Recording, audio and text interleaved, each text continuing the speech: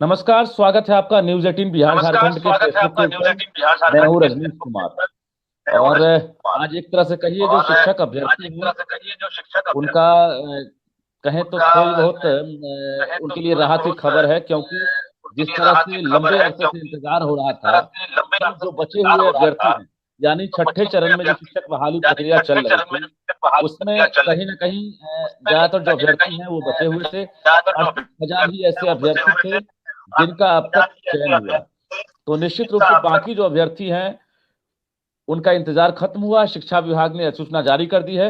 अपर मुख्य सचिव संजय कुमार ने ये अधिसूचना जारी की है, जिसमें अब ये 14 दिसंबर से 22 दिसंबर तक जो बचे हुए अभ्यर्थी हैं उनकी अब काउंसलिंग हो सकेगी।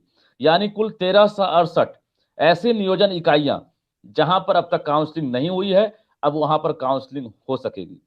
तो ये तो एक पक्ष है, लेकिन जो दूसरा पक्ष है जिसमें एक तरह से कहिए कि आंदोलन को लेकर एक तरह सुगबुगाहट तेज हो गई थी, और लगातार जो है सरकार के साथ ट्विटर जो वार है, कैंपेन है, वो भी शुरू हो चुका था सरकार के खिलाफ। लेकिन अब इस बीच एक राहत की खबर यही है कि अब शुरुआत तो हो गई है, क्योंकि जिस चीज का अंदाजा लगाया जा रहा था, कयास लगाया जा रहा था कि पंचायत चुनाव बीच में बाधक बन रहा है, लेकिन अब चुनाव जो प्रक्रिया है, चुनावी प्रक्रिया, उसके खत्म होते ही ये जो काउंसलिंग है उसकी शुरुआत हो जाएगी। रही बात जिनका चयन हो गया है उन्हें ज्वाइनिंग लेटर कब मिलेगा, वो स्कूल कब जाएंगे, शिक्षक कब बनेंगे, इसको लेकर भी जो संशय है उस पर भी हम थोड़ी बहुत जानकारी देंगे। संशय पर से थोड़ा सा हम जो कहीं ना कहीं जो खुलासा है उसको करेंगे। तो हम सबसे पहले हम बात करेंगे, हमारे साथ आज जो शिक्षक नेत्री कहिए या अभ्यर्थी कहिए, मुन्नी शुक्ला जुड़ी हुई हैं, जो लगातार वर्षों से शिक्षक आंदोलन, जो शिक्षक बहाली है उसको लेकर आंदोलन करती आ रही है। सौरभ कुमार हैं, ये भी लगातार आंदोलन करते आ रहे हैं सड़क से लेकर सदन तक। श्रवण कुमार झा हैं, ये भी अभ्यर्थी हैं। तो निश्चित रूप से अलग अलग जिले से तीनों अभ्यर्थी हमारे साथ जुड़े हैं, और तीनों का न्यूज 18 बिहार झारखंड के फेसबुक पेज पर स्वागत है। मुन्नी शुक्ला, आपसे ही जानना चाहेंगे कि थोड़ा बहुत तो जरूर सुकून मिला होगा आज। बहुत बहुत धन्यवाद कि आपके चैनल के माध्यम से हमारी बात और हमारी आवाज सरकार तक पहुंच पा रही है। और आप इस दोनों के बीच में एक बहुत बड़ी कड़ी का काम करते हैं, जो सरकार की बातों को हम अभ्यर्थियों तक पहुंचाते हैं। लेकिन रही बात कि आप ये सवाल कर रहे हैं कि सुकून मिली है, लेकिन ये सुकून हम लोग के लिए कुछ नहीं है, इसलिए कि ये जो सुकून है ये अभ्यर्थियों के साथ छलावा किया जा रहा है शिक्षा विभाग के द्वारा। क्योंकि जब हम लोगों के द्वारा अभी जो शीतकालीन सत्र चलने वाली है, तो हम लोग सारे माननीय विधायक पक्ष विपक्ष सबको हम लोग अपना ये चीज आवेदन सुपुर्द किए थे। जब उन लोगों ने क्वेश्चन किया तो इस पे सरकार के द्वारा एक अभ्यर्थियों को लॉलीपॉप दे दिया गया है, लेकिन इसमें कहीं भी ज्वाइनिंग लेटर का जिक्र नहीं किया गया है। तो इस चीज से आप ही बताइए, किसी अभ्यर्थी का 6 महीना से डॉक्यूमेंट्स रख लिया जाए और रोड पे उसको ला करके खड़ा किया जाए, और उसके बाद आप एक झुनझुना थमा रहे हैं कि इसको झुनझुनाते रहिए, इससे हम अभ्यर्थियों का काम चलने वाला नहीं है।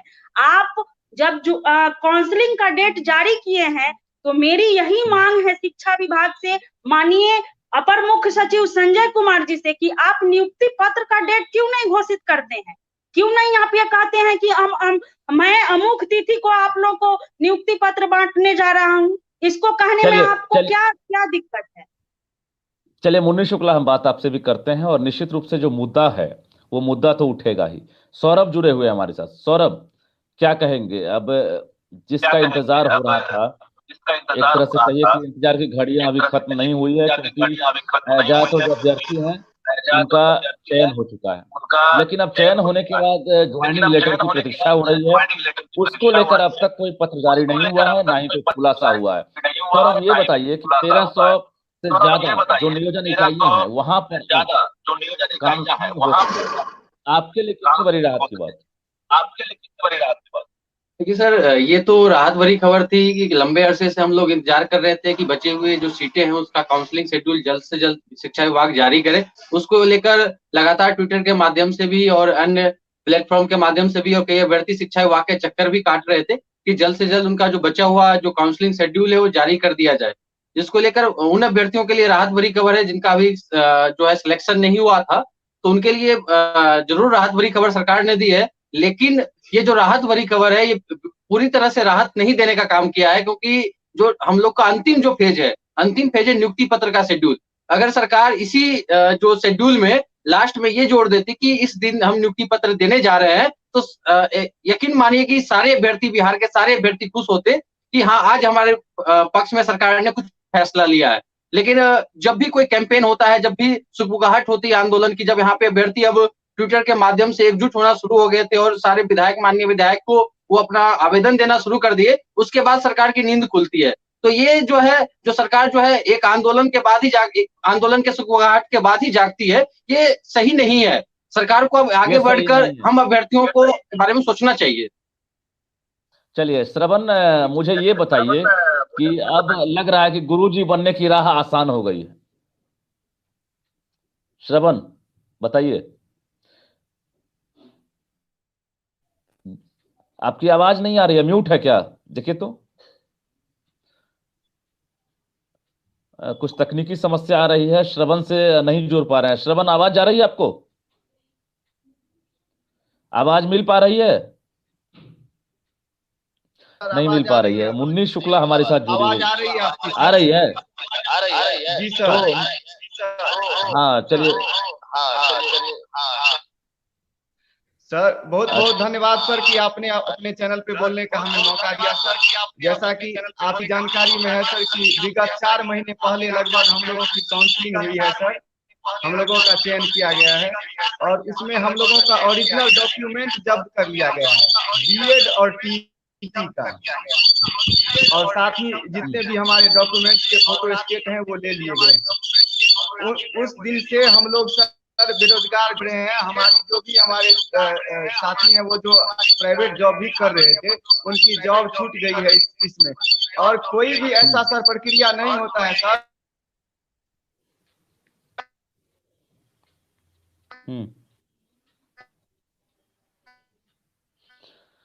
चलिए, श्रवण से बात हम नहीं कर पा रहे हैं। श्रवण, आप म्यूट हो जाइए, और कहीं ना कहीं तकनीकी कुछ समस्या आ रही है। श्रवण जहां है वहां कनेक्टिविटी शायद नहीं आ रही है। श्रवण, आप म्यूट हो जाइए। मुन्नी शुक्ला से हम बात करते हैं। मुन्नी शुक्ला, मुझे ये बताइए कि ये आपके आंदोलन का असर है या फिर सरकार की जो अपनी जो इच्छा शक्ति है उसके तहत ये फैसला लिया गया? देखिए, ये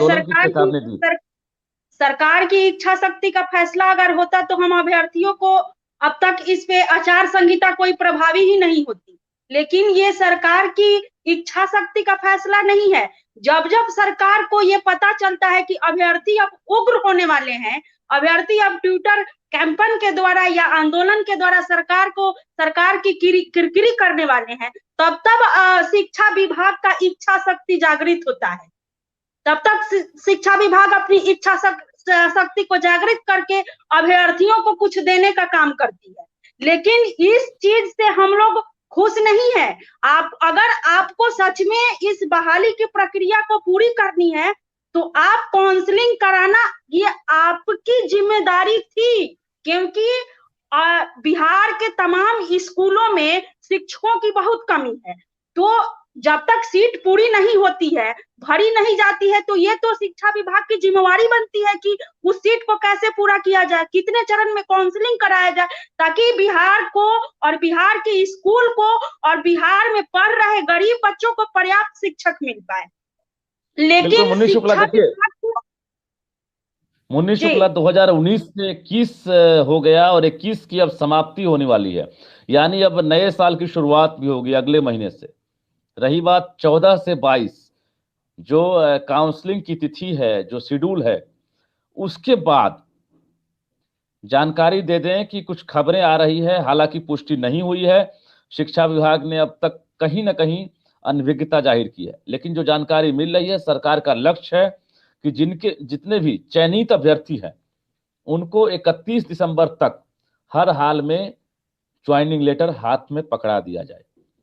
ये खबरें आ रही है, हालांकि इस पर अगले 48 घंटे बाद मेरी पूरी कोशिश रहेगी कि आधिकारिक बयान के साथ, चाहे वो अपर मुख्य सचिव हों या शिक्षा विभाग के जो वरीय अधिकारी, बाकी अधिकारी हैं, उनके माध्यम से एक साक्षात्कार के जरिए हम इस बात की पुष्टि कर दें, इस बात का खुलासा कर दें कि जितने भी चयनित अभ्यर्थी हैं उनको कब शिक्षक बनाया जाएगा, यानी ये जो प्रक्रिया है इस प्रक्रिया पर कब विराम लगेगी। और चूंकि 7वें चरण की जो बहाली प्रक्रिया है वो पेंडिंग है, लेकिन इंतजार करना बेहद जरूरी है। अगले 48 घंटा काफी अहम होगा। तब तक हम दावा नहीं कर रहे हैं, हम पुष्टि नहीं कर रहे हैं, लेकिन जो जानकारियां मिल रही है हम लगातार शाम से ही प्रयास में हैं कि आपके नियुक्ति पत्र को लेकर तारीख का हम ऐलान करवा दें, जो जानकारी मिले। लेकिन खबर यही है कि 31 दिसंबर लास्ट टारगेट सरकार का है, क्योंकि पंचायत चुनाव तो एक बहाना था। अगर सरकार को शिक्षक बहाली प्रक्रिया जारी रखनी थी तो सरकार रख सकती थी, सरकार के अधिकारियों को जानकारी होनी चाहिए थी, सरकार के जो बाकी जो मंत्री हैं उनको भी जानकारी है। पंचायती राज विभाग की बात करें, शिक्षा विभाग की बात करें, दोनों विभाग आपस में एक तरह से कहिए कि जो कहीं ना कहीं बैठक है या फिर जो सहमति है उसको लेकर भी कई बार वार्ता की, मुझे जो जानकारी मिल रही है। लेकिन उसके बाद ये कहा गया कि निर्वाचन आयोग ने इस पर रोक लगा दी है, सहमति नहीं दी गई। तो ये हास्यास्पद इसलिए लग रहा है क्योंकि चुनाव की तारीख का ऐलान काफी पहले हो गया था और उससे पहले बहाली प्रक्रिया चल रही थी, जिसमें 6ठे चरण के दूसरे फेज तक की काउंसलिंग हुई थी। रही बात तीसरे फेज की, तो आखिर सरकार को ऐन वक्त पर, जिस वक्त 38,000 चयनित जो अभ्यर्थी हैं उनको ज्वाइनिंग लेटर देना है, तब ये विवेक कैसे आया कि अब आचार संहिता लागू है, हम शिक्षक बहाली रोक रहे हैं और स्थगित कर रहे हैं। ये अब धीरे धीरे क्लियर हो रहा है कि कहीं ना कहीं विधानसभा उपचुनाव की बात करेंगे, वो भी बीच में बाधक बन रहा था। और चुनाव कैंपेन न प्रभावित हो, जो मंत्री हैं, जो अधिकारी हैं, तो पंचायती राज की अगर बात करेंगे तो पूरे के पूरे अधिकारी पंचायत चुनाव से लेकर बाकी जो व्यवस्था उसमें लगे हुए थे। शिक्षा विभाग के अधिकारी हैं, उनकी अगर बात करेंगे तो वो पूरी तरह से खामोश थे। न्यूज 18 हो या बाकी चैनल हो, लगातार प्रयास में था कि कुछ जानकारियां मिल जाए कब बहाली प्रक्रिया फिर शुरू हो रही है। अब सौरभ, मुझे ये बताइए कि जिस तरह से शिक्षकों के पद वर्षों से खाली हैं और जो राष्ट्रीय अनुपात है उस अनुपात की भी अभी तक जो है कहीं ना कहीं भरपाई नहीं हो रही है। बिहार की बात करेंगे, सबसे ज्यादा जो खाली पद हैं बिहार में, जो शिक्षकों की बात करेंगे 94,000 पदों पर बहाली होनी है, 2019 से प्रक्रिया चल रही है। अब सौरभ, आपको लग रहा है कि सरकार जो है 31 दिसंबर तक जो प्रक्रिया है उस पर पूर्ण विराम लगाएगी? जैसा खबर आप रजनीश जी दे रहे हैं, तो इस खबर को सुनने के बाद जरूर ही सारे शिक्षक अभ्यर्थी राहत की सांस लेंगे। अगर ये खबर वाकई सच साबित होती है तो न्यूज 18 का शुक्रिया रहेगा, आभार रहेगा कि उन्होंने एक जो है प्लेटफॉर्म हमारे और सरकार के बीच में बनने का काम किया है, तो उसके लिए आभार रहेगा न्यूज 18 का भी। बिहार में जो है लगभग शिक्षा मंत्री खुद बोले हैं कि 3.25 लाख शिक्षकों के पद रिक्त हैं। जिस राज्य में 7-7.25 लाख शिक्षक के पद हों और वहां पे 3.25 लाख पद रिक्त हों, तो वहां की शिक्षा व्यवस्था के बारे में सोचा जा सकता है कि कितना चौपट होगी वहां की व्यवस्था। न्यूज 18 ने जमुई का ही मामला पिछले महीने दिखाया था कि वहां पे शिक्षकों के कितने पद रिक्त हैं और शिक्षकों स्कूल का भी वहां पे दिखाया था, फुटेज दिखाया था न्यूज 18 ने। वहां पे मैं देख रहा था कि वहां पे शिक्षक थे ही नहीं। तो ऐसे ऐसे स्थिति जो है सिर्फ एक स्कूलों का नहीं है, ये लगभग 8,000 या 9,000 स्कूल ऐसे हैं बिहार में जो मात्र एक शिक्षकों के भरोसे चल रहे हैं। ये बिहार सरकार खुद ही आंकड़ा देती है। तो ऐसे इस सिचुएशन में देखा जाए कि जो बच्चे जो है लॉकडाउन में पिछले 2 साल से अपना जिंदगी बर्बाद कर दिए, उनका जिंदगी जो है जिंदगी के 2 साल चले गए और जब वो स्कूल आते हैं तो उनको शिक्षक नहीं मिलता है। तो ये बिहार का जो शिक्षा व्यवस्था ये बिल्कुल चौपट होता जा रहा है। तो शिक्षा मंत्री जी बार बार ये नियुक्तियां करने की बात बोल रहे हैं। अगर वो वाकई कॉन्शियस रहते इस नियुक्ति को लेकर तो आचार संहिता से पहले ये काउंसलिंग की प्रक्रिया पूर्ण कर लेते, क्योंकि अगस्त में काउंसलिंग का सेकेंड शेड्यूल आया था और पूरा हो गया था, और उसके बाद सितंबर में जाकर आचार संहिता लागू हुआ था। उससे पहले 1 महीने का वक्त था, वो चाहते तो काउंसलिंग की प्रक्रिया पूर्ण कर सकते थे, लेकिन उन्होंने ऐसा किया नहीं। और उसके बाद जब नियुक्ति पत्र देने की बात आती है तो उस वक्त जब सब लोग ये उम्मीद किए हुए थे कि अब उनका ओरिजिनल डॉक्यूमेंट जब्त कर लिया गया है, अब उन्हें नियुक्ति पत्र जरूर 1 या 2 महीने के अंदर दे दिया जाएगा। तो वो जो है अपने घर में मिठाइयां बांट रहे थे, और यहाँ तक कि मंत्री जी आके जो है टीवी पे बोलते हैं कि हम दिवाली से पहले इतना मिठाई खिला देंगे कि ये जो है दिवाली का मिठाई ने अच्छा नहीं लगेगा। लेकिन होता क्या है, विभाग एक डेडलाइन निकालता है कि हम 31 अक्टूबर तक चयनित अभ्यर्थियों का डॉक्यूमेंट जांच लेंगे, लेकिन 31 अक्टूबर बीत गया है, चयनित अभ्यर्थियों के साथ आगे क्या होगा कुछ पता नहीं। सौरभ, याद है मुझे, मुन्नी शुक्ला हमारे साथ जुड़ी थी और टेलीविजन पर भी न्यूज 18 पर हमने दिखाया था। शिक्षा मंत्री ने, विजय कुमार चौधरी ने सबसे पहले न्यूज 18 को ही जानकारी दी थी और एक्सक्लूसिव इंटरव्यू में किया था, जिसमें उन्होंने दावे के साथ कहा था कि 15 अगस्त तक हर हाल में जो चयनित अभ्यर्थी हैं उन्हें ज्वाइनिंग लेटर हाथ में थमा दिया जाएगा और वो 15 अगस्त को झंडोत्तोलन में स्कूल में शामिल हो सकेंगे। अगस्त गुजर गया, सितंबर गुजर गया, अक्टूबर गुजर गया और नवंबर चल रहा है और इसके बाद दिसंबर है, लेकिन अब तक ज्वाइनिंग लेटर को लेकर शिक्षा विभाग ने तारीखों का कोई ऐलान नहीं किया है, कोई भी पत्र जारी नहीं किया है। मुन्नी शुक्ला, मुझे ये बता दीजिए कि अभी को चुनाव है नहीं, अब जो है ये जो अधिसूचना जारी की गई है शिक्षक नियोजन को लेकर, ये जो काउंसलिंग है, काउंसलिंग के बाद आपको लगता है क्या कि नियुक्ति पत्र आपको समय पर मिल जाएगा? देखिए, अभी हमको कहीं भी कतई 1% भी भरोसा नहीं हो रही है कि काउंसलिंग के जस्ट बाद हमको विभाग नियुक्ति पत्र देगी, क्योंकि आप ही के द्वारा, गुप्त सूत्रों के द्वारा ये खबर दिया जाता है, लेकिन आपका भी गुप्त सूत्र फेल हो जाता है। तो मैं ये कहना चाहूंगी कि जब तक आधिकारिक पुष्टि नहीं होती है, जब तक माननीय अपर मुख्य सचिव संजय कुमार जी के द्वारा ये नहीं कहा जाता है और कोई एक डेट निश्चित नहीं किया जाता है, तब तक हम अभ्यर्थियों को भरोसा करने लायक नहीं है। चलिए मुन्नी शुक्ला, मुझे ये बताइए कि अधिकारी पर भरोसा नहीं करेंगे या मंत्री पर भरोसा करेंगे, किस पर भरोसा करेंगे? मुझे तो अब किसी पर भरोसा नहीं है। अगर हमसे पूछिए तो मेरे कैमरे पर अगर कोई इंटरव्यू मिल जाता है और उसमें जो सबसे शीर्षस्थ जो अधिकारी होते हैं, वरिष्ठ अधिकारी होते हैं, जिनके जिम्मे शिक्षा विभाग है या जो उस विभाग के मंत्री होते हैं, अगर वो मुझे इंटरव्यू देते हैं और उसके बाद अगर उनका दावा फेल हो जाता है, तब किस पर विश्वास करेंगे? सीएम नीतीश कुमार तो बयान देंगे नहीं। बताइए मुन्नी शुक्ला जी। मैं ये तो कहना चाहूंगी कि आपकी बात तो मतलब 100% सही है कि भरोसा किस पे किया जाए, लेकिन मुझे आश्चर्य होता है इस बात की कि इतने बड़े संवैधानिक पद पर रहते हुए कोई न्यूज चैनल के माध्यम से इतनी बड़ी झूठ और इतनी बड़ी गलती कैसे कर सकता है। इसको कहिए तो एक तरफ से गलती ही कहा जाए, क्योंकि अगर अभ्यर्थी गलती करता है, कोई आम जनता गलती करती है तो उसको पनिश किया जाता है, लेकिन अगर एक विभागीय आदमी अगर संवैधानिक पद पर रहते हुए अपनी बातों से मुकर जाता है तो उसके लिए हमारे संविधान में क्या प्रावधान है। और एक तरफ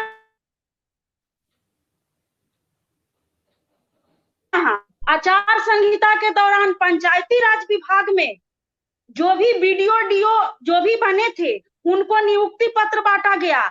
हम अभ्यर्थियों के ऊपर आचार संहिता का प्रभाव दिखाया जा रहा है, तो ये दोहरी नीति कहां तक संभव है? ये सरकार की दोहरी मानसिकता को दर्शाती है ना। चलिए हम भी सवाल पूछेंगे, ये हम भी सवाल पूछेंगे। मुन्नी शुक्ला, श्रवण हमारे साथ जुड़े हुए हैं, हम कोशिश करते हैं। श्रवण, मुझे ये बताइए कि सरकार को जानकारी तो होनी चाहिए थी, एक से बढ़कर एक क्वालिफाइड अधिकारी हैं और आईएएस अधिकारी जो है एक तरह से विभाग चलाते हैं, और उनको जानकारी थी कि पंचायत चुनाव होने वाला, पंचायत चुनाव जो है पिछले 8 महीने पहले तेज हो गई और सरकार को जानकारी थी। जैसे ही कोर्ट से हरी झंडी मिली, सरकार ने बहाली प्रक्रिया शुरू कर दी। श्रवण आप म्यूट हो जाइए, श्रवण आप म्यूट हो जाइए, आपकी आवाज श्रवण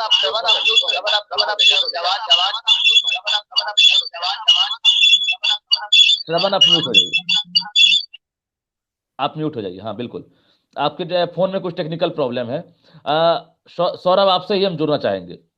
मुझे ये बताइए कि सरकार के अधिकारी जो आईएएस अधिकारी जो विभाग चलाते हैं, उनको तो जानकारी होगी कि पंचायत चुनाव होने वाला है, या अगर हम पंचायत चुनाव से पहले बहाली प्रक्रिया को पूर्ण नहीं करते हैं, सर पर 7वें चरण भी है, तो फिर ये बहाली फंस जाएगी। तो फिर गतिविधियां जो है उसमें क्यों नहीं बदलाव किया गया, तेजी क्यों नहीं लाई गई, मेरा सवाल वहां भी है। दूसरा, सर्टिफिकेट वेरिफिकेशन, टेक्नोलॉजी इतना डेवलप कर गया है, आपको सर्टिफिकेट वेरिफिकेशन करने में अगर महीनों लग जाए, तो यहाँ भी सिस्टम पर सवाल उठ रहा है। रही बात, पूरी प्रक्रिया की जानकारी सरकार को थी, और 15 अगस्त को जो तारीख का ऐलान किया गया कि हम ज्वाइनिंग लेटर देंगे, शिक्षक बन जाएंगे, आखिर किसके भरोसे, कैसे कोई इस तरह से बयान दे सकता है? सौरभ बताइए।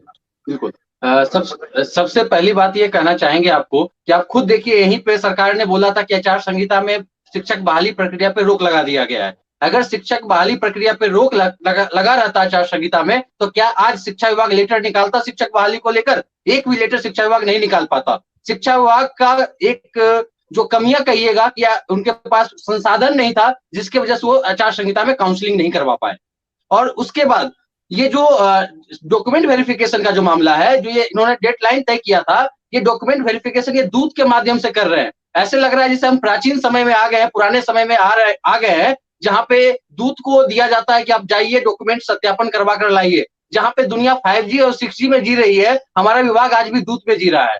तो ये एक मतलब हंसी आया था, जो तमाम अभ्यर्थी और देश के अन्य राज्यों के भी लोग जो हमारे ट्विटर के माध्यम से जुड़े हुए हैं, जो शिक्षा विभाग का ये लेटर देखे, तो उन्होंने सिर्फ शिक्षा विभाग का हंसी और मजाक उड़ाया था कि जो विभाग के पास आज टेक्नोलॉजी नहीं है, जो विभाग आज बोलता है कि हम ये कर रहे हैं वो कर रहे हैं, और उस विभाग के पास डॉक्यूमेंट वेरिफिकेशन के लिए जो है अपना सिस्टम नहीं है, तो कैसे विभाग शिक्षा व्यवस्था को दुरुस्त करेगा?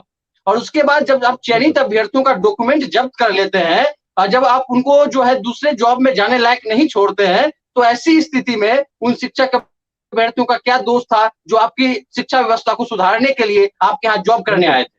तो इन सब सवालों का जवाब देगा आखिर कौन? चलिए, बिल्कुल मुन्नी शुक्ला, मैं ये सवाल जरूर पूछूंगा आपसे, क्या अपने घर के आप बाकी जो बचे हुए मेंबर हैं उनको आप इस भरोसे बीएड कराएंगे, डीएलएड कराएंगे, टीईटी का इम्तिहान दिलवाएंगे, एसटीईटी दिलवाएंगे, कि आपके घर के बाकी जो मेंबर हैं वो भी शिक्षक बन सकेंगे? मुझे ये बताइए। देखिए, मैं क्षमा चाहती हूँ इस चीज से। मैं कभी भी कतई अपने परिवार या अपने दोस्त मेंबर जो भी हित दोस्त है, कभी भी किसी को ये सजेस्ट नहीं करूंगी कि आप बिहार सरकार के भरोसे बीएड कर लीजिए और बीएड की नौकरी करके आप टीचर की नौकरी कीजिए। मैं कभी भी किसी को ये सलाह नहीं दूंगी, क्योंकि इसमें जो है कैरियर खत्म हो जाती है। 5 साल 2017 में हम लोग बीटेक एग्जाम क्वालिफाइड थे, 2017 से 22 होने जा रहा है, अभी तक हम लोग स्ट्रगल कर रहे हैं, लेकिन इस उम्मीद में कि काश हम लोग को नियुक्ति पत्र मिले, लेकिन अभी भी 1% भी भरोसा इस बिल को नहीं हो रही है कि हम लोग को दिसंबर लास्ट में 31 दिसंबर तक हम लोग को नियुक्ति पत्र बिल्कुल, कहीं ना कहीं विभाग की बहुत बड़ी खामियां है। और एक चीज मैं बताऊंगी, जब तक हमारे यहाँ शिक्षकों को तुच्छ समझा जाता रहेगा, तब तक शिक्षा विभाग की और हमारे यहाँ सरकारी स्कूलों की उन्नति नहीं है। हमारे यहाँ शिक्षक की नौकरी को तुच्छ समझा जाता है। ये तुच्छ हमारे यहाँ माननीय मंत्री जी के द्वारा और माननीय शिक्षा विभाग के द्वारा बना दिया गया।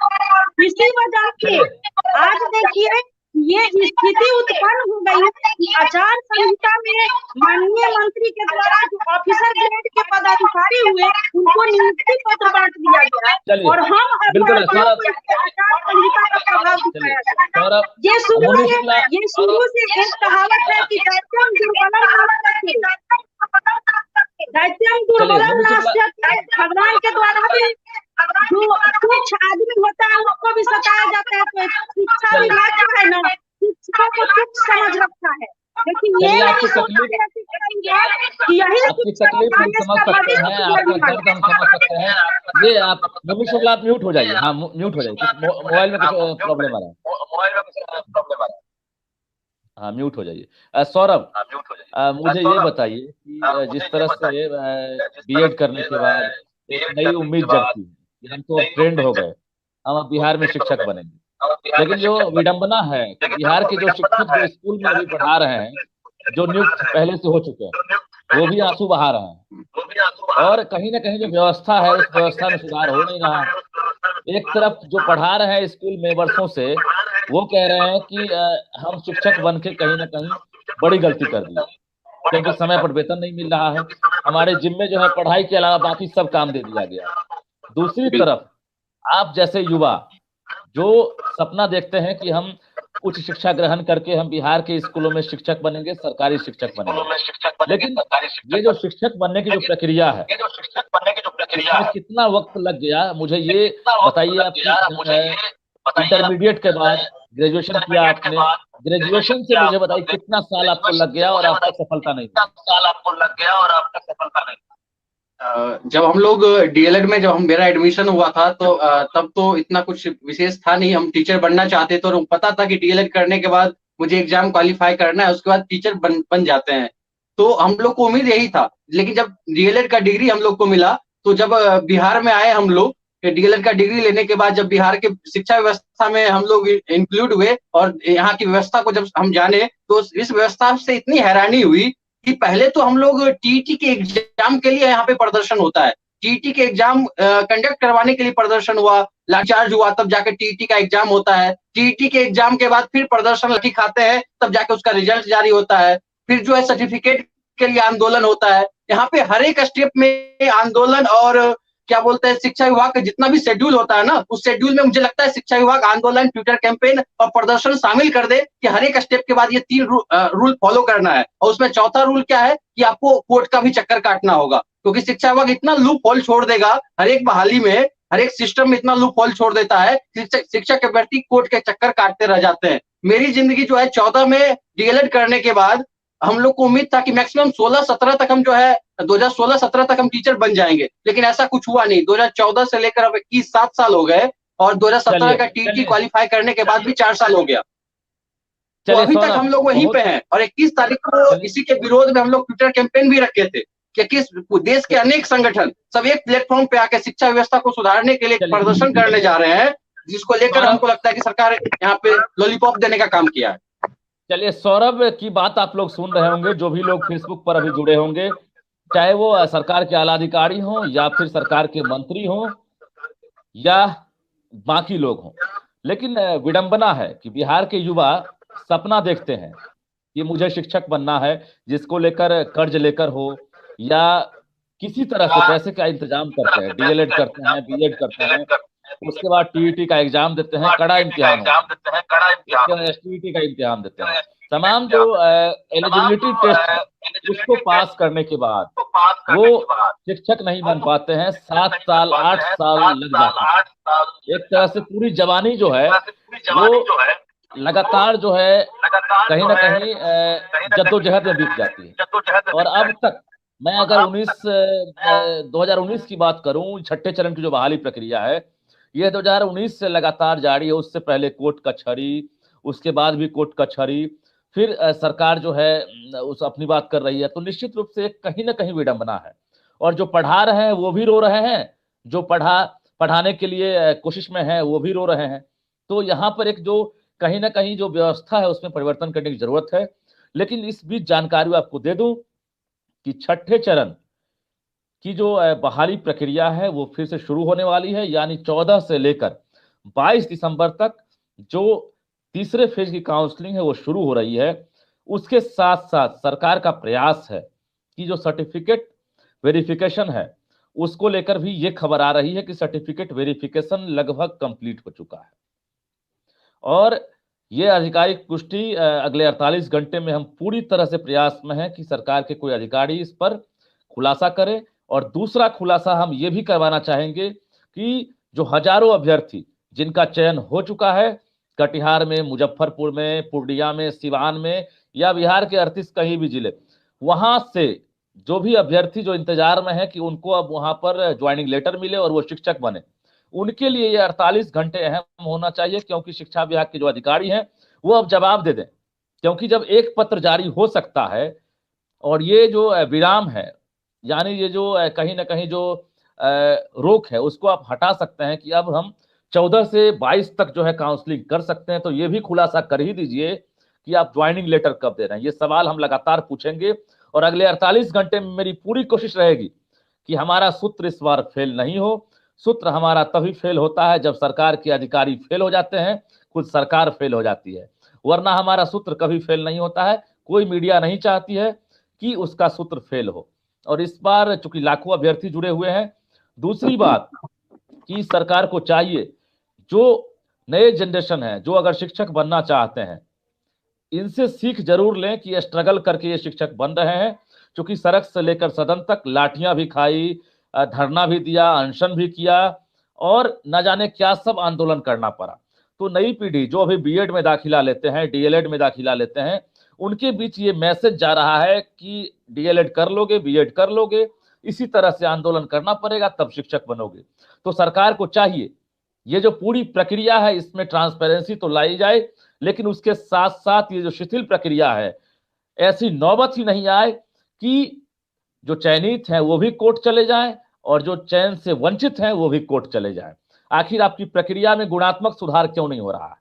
तो हम इसी प्रयास में हैं कि हमारे जो अभ्यर्थी हैं उनका दर्द परेशानी दूर हो सके और ये जो पूरी तरह से जो व्यवस्था है उसमें ट्रांसपेरेंसी लाए और बाकी जो अभ्यर्थी हैं जिनका चयन हो चुका है उनको हाथ में ज्वाइनिंग लेटर दिया जाए।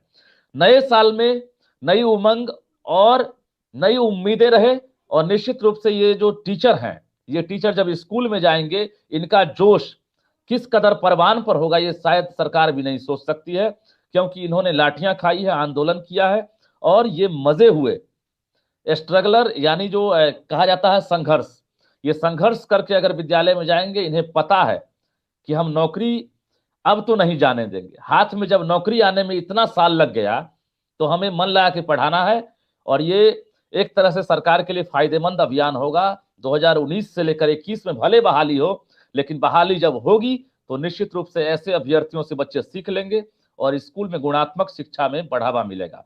तो मुन्नी शुक्ला, श्रवण कुमार झा और सौरभ कुमार ने बहुत अहम जानकारियां दी और संघर्ष के दिन का भी कहीं ना कहीं जो गाथा है उसका बयान किया। तो निश्चित रूप से हम कोशिश करते हैं कि अगले 48 घंटे में कुछ खुलासा हो और इन अभ्यर्थियों के लिए एक फिर से नया सवेरा और नई उम्मीदें बढ़े। आज के लिए बस इतना ही और दीजिए इजाजत। नमस्कार।